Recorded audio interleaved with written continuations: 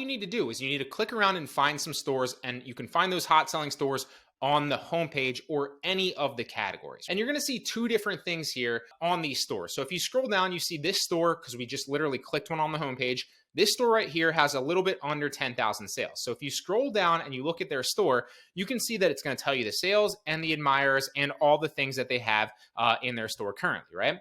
Now, the two best ways to find it are to either find a store with a clickable sales button right here. As you can see, this store right here has a clickable sales button. And when you click this sales button, which is all their sales, it will take you to all of their past sales.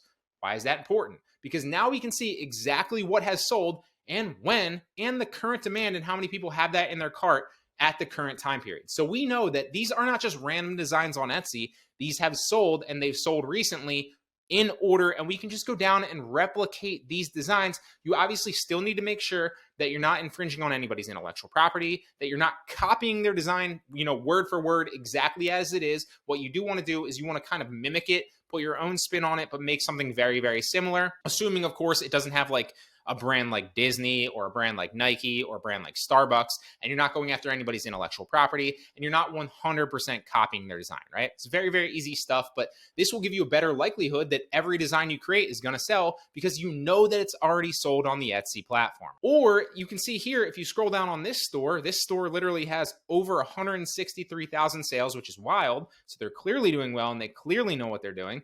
You can see that their sales button right here is not clickable, right? And a lot of the sales buttons will not be clickable, but you will be able to find plenty that are. So the best way is to find the sales buttons that are clickable and then go in and see what their last sales were and replicate designs that way, right? Again, so if we go back to their store, you can see their store right here, Sugar Maple Mercantile, and there are a number of these. You scroll down on the left, the sales button is clickable. But right here on this store, their sales button is not clickable. So what you want to do instead is you just want to scroll all the way to the bottom, and you're going to look at their reviews. And again, by the reviews, you can see what sold recently. Also, you can see what people liked, right? So you can go and replicate designs that people clearly liked. So you know that that product's good, that design's good, and you can also see what sold recently and when. So it's another great way that you can find in-demand products that have sold recently and replicate them. So if we wanted to replicate some of these designs, we would just click on them, like this right here, Miss Sydney. This looks personalized.